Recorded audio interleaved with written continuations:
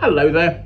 For today's tasting, I want to take a look at a wine from the Beaujolais Cru of Julienas. So I have here a bottle of what they call their Cuvee Tradition from producers Michel and Sylvain Tete, and this is from their Domaine du Clos du Fief. Now, Julienas is the most northerly of the Beaujolais Cru. Tends to produce wines that are slightly fuller and richer than its immediate neighbours Amour and Chenas. This is an estate owned now by the fourth generation of the Tete family, Francois Tete having founded the business in the 1920s. Now he's detailed as being a cooper and a cellar manager, so presumably he was making wine for other producers at the time. But actually he was quite pioneering in that he sold his wine directly from the cellar door and it was all bottled on the premises, which in the 1920s was unusual. Normally that had been sold to negociants to be blended into other wines.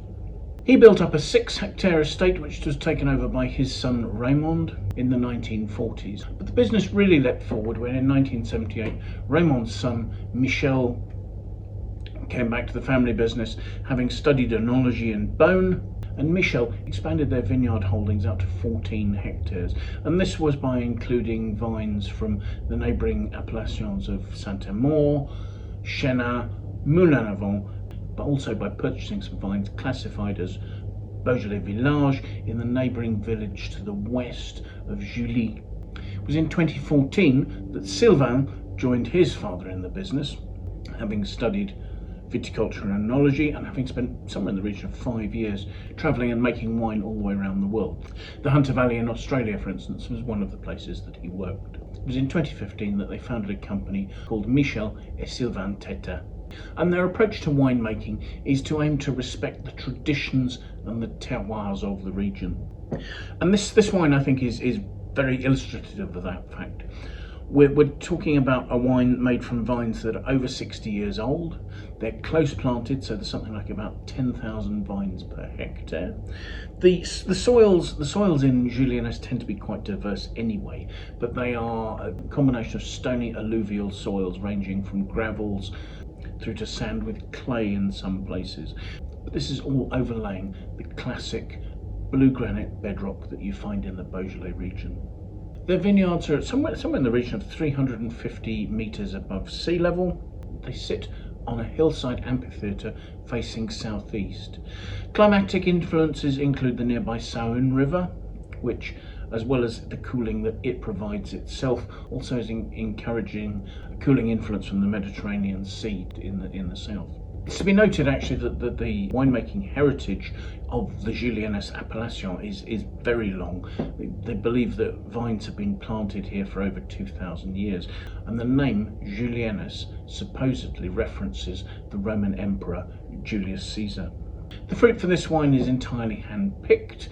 It needs to be, as it goes into the concrete tanks in which it ferments, as whole bunches.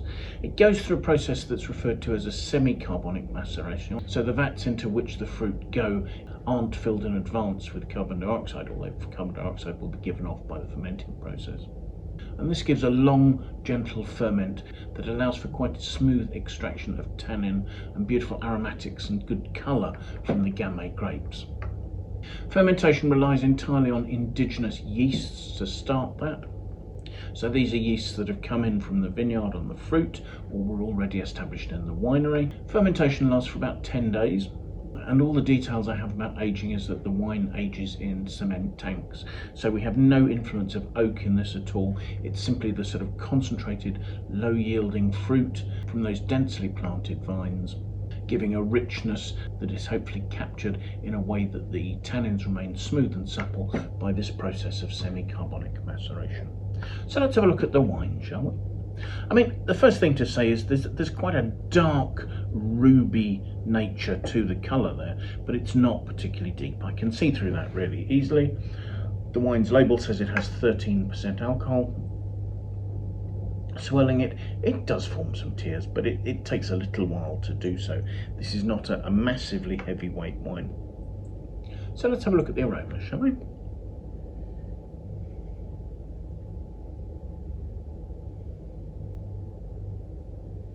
Those aromas really are delicious. They start off with notes of cherry, of kirsch. It's that sort of very ripe, dark red cherry. Not quite black cherry, but with high ripeness, almost sort of towards us of a note of prune or something like that. There's a lifted richness to the whole thing, and that gives a sort of a top note of spiciness, almost sort of gingery notes, but they're not oak spices.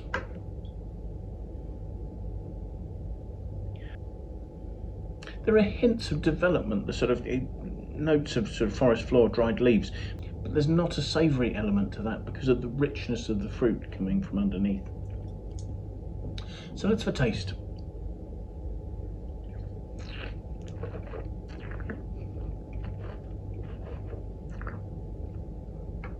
First impression I get is some really lovely mouth-watering acidity.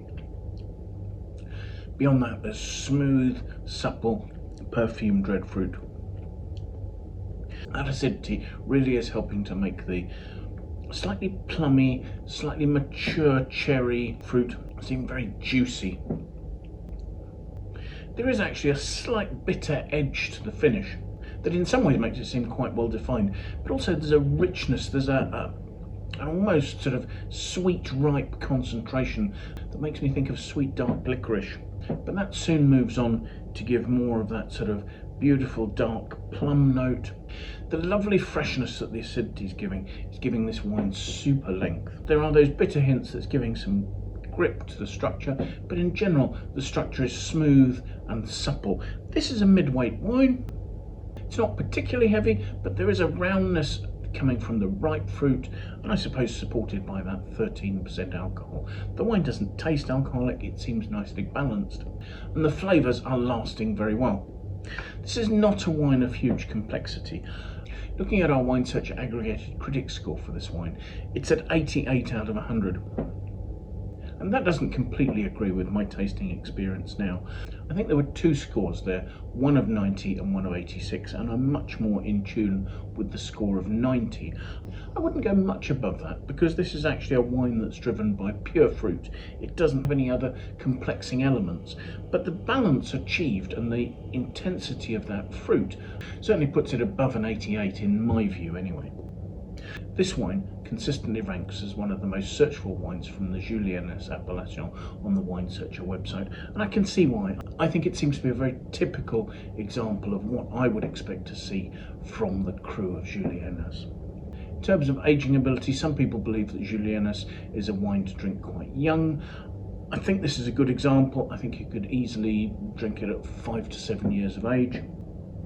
But I don't think there'd be much to gain from aging it much beyond that. Its beauty is in the freshness of its fruit. I think this is a wine that can really show the influence of careful viticulture and the quality fruit that can produce.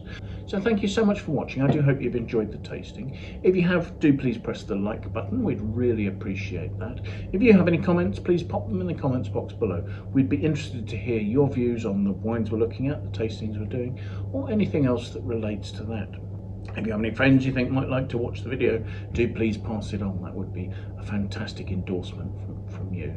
I will leave a link in the comments below to the Wine Searcher webpage for this vintage of this wine, so that you can see if it's available near you, what its pricing is, and you can use that page also to find lots of other details about the producer, the region, the Gamay grape variety, and gives you the ability to compare vintages and to look at the wine's pricing history.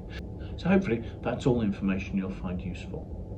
I also hope you'll manage to make some time, come and join us for another tasting in the very near future. Till then, bye for now.